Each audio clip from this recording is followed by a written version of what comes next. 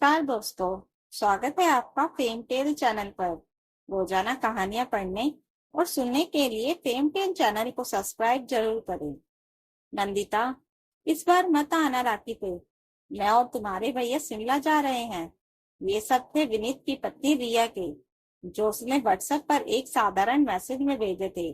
लेकिन इस मैसेज के पीछे छुपा था एक तीखा ताना, एक कटाक्ष और एक बहन के दिल पर लगा वो जख्म जो कभी भर नहीं पाया। नंदिता, जो हमेशा अपने भाई विनीत को राखी बांधने सबसे पहले पहुंचती थी, उस दिन घंटों स्क्रीन को देखती रही। उस छोटे से मैसेज ने जैसे उसका सीना चीर दिया हो। बचपन से लेकर अब तक उसने हर खुशी अपने भाई के साथ बांटी थी। माँ बाप के गुजरने के बाद तो भाई ही उसका सब कुछ था। नंदिता और विनीत में उम्र का बस 2 साल का फर्क था। दोनों ने माँ की छाव में बड़ा होना सीखा, लेकिन किस्मत ने जल्द ही दोनों से वह छाव छीन ली। पिताजी पहले चले गए और माँ कैंसर से लड़ते लड़ते भी बच्चों की चिंता करती रही। जब माँ भी चली गई, तब नंदिता 20 साल की थी और विनीत 18 का। नंदिता ने पढ़ाई छोड़ दी, छोटे छोटे ट्यूशन पकड़ ली। विनीत को इंजीनियर बनाने का सपना माँ की तरह अपनी पलकों पर सजा लिया।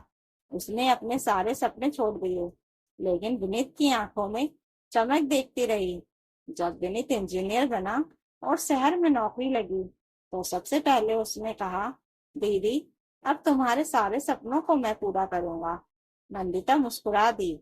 उसे पता था कि यह बच्चा अभी भी वैसा ही है, जैसे स्कूल में गलती होने पर आकर माफी मांगता था। लेकिन जैसे ही विनीत की शादी हुई, सब कुछ बदल गया। रिया एक बड़े घर की लड़की थी, शहरी सोच वाली। उसे नंदिता का बार बार घर आना पसंद नहीं था। उसने धीरे धीरे विनीत को समझाना शुरू किया कि बहन को अब अपनी दुनिया में रहना चाहिए। राखी हो या कोई भी त्योहार, अब हमारी दुनिया बस हमारे तक सीमित होनी चाहिए।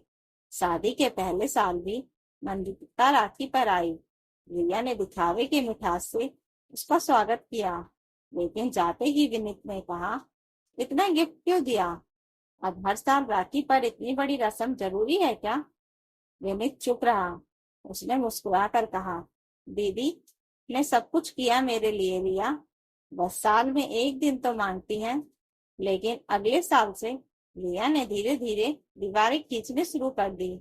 और इस बार वो मैसेज था, इस बार मत आना राखी पे। मैं और तुम्हारे भैया शिमला जा रहे हैं।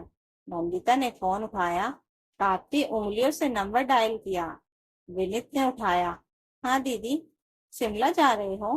हाँ दीदी, अचानक प्लान बन गया। ठीक है, खुश रहो। यह कहकर उसने फोन काट दिया, लेकिन आंसू वहीं से बहने लगे, जैसे बरसों की राखी बह गई हो।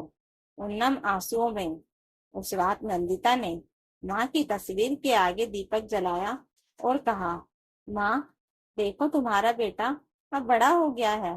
अब उसे बहन की जरूरत नहीं। उधर शिमला में विनीत की रात करवटों में बीती। उसे नंदिता की आवाज में कुछ टूटता महसूस हुआ था, लेकिन रिया ने प्यार से कहा, अब हम अपनी फैमिली के साथ है ना। हर बार उन पुराने रिश्तों को ढोना जरूरी थोड़ी है। वो खामोश रहा, पर चैन न आया। राखी के दिन जब सोशल मीडिया पर सब अपनी बहनों के साथ फोटो डाल रहे थे, विनीत का दिल डूबता जा रहा था। तभी उसे एक पोस्ट दिखी, कुछ रिश्ते कच्चे धागों से नहीं, त्याग से बंधे होते हैं। लेकिन जब एक त्याग करता है और दूसरा भूल जाए, तो वो रिश्ता भी दम तोड़ देता है। ये नंदिता की पोस्ट थी। विनीत के हाथ कांपने लगे, दिल बैठ गया। वो कुछ देर चुप रहा, फिर रिया से कहा, रिया, मुझे दिल्ली जाना है, दीदी के पास। रिया चौंकी। अब क्या मतलब है? अभी तो छुट्टियां शिमला की प्लान की हैं। रिया, तुम्हें जो समझना है समझो, लेकिन मैंने बहुत बड़ा धोखा दिया है दीदी को, जिसे माँ की तरह पूजा, जिसके लिए उसने सब छोड़ा, उसे मैंने एक मैसेज में बाहर कर दिया। रिया ने नाराजगी से मुंह मोड़ लिया, लेकिन विनीत ने सामान उठाया और तुरंत स्टेशन के लिए निकल गया। दिल्ली पहुंचा तो नंदिता अपने छोटे से कमरे में बैठी थी। उसकी आंखें लाल थी, लेकिन जब दरवाजे की घंटी बजी और विनीत खड़ा था हाथ में राखी लिए, तो वह फूट फूट कर रो पड़ी। दीदी, माफ कर दो, मैं बहुत छोटा पड़ गया रिया के सामने, तुम्हारे प्यार को भूल गया। नहीं बेटा, तुम छोटे नहीं हो, दुनिया की चालाकी में फंस गए थे, लेकिन आज भी तू भाई मेरा बिन्नू है, जो स्कूल में डिब्बा भूल आता था और मुझसे लेने को कहता था। विनीत ने उसका हाथ पकड़ा। दीदी, चलो मेरे साथ, तुम्हारे बिना मेरा घर अधूरा है। रिया ने उस साल राखी अकेले मनाई, लेकिन अगले साल जब नंदिता आई तो रिया ने दरवाजा खोला और पहली बार झुककर कहा, नमस्ते दीदी, आपका स्वागत है।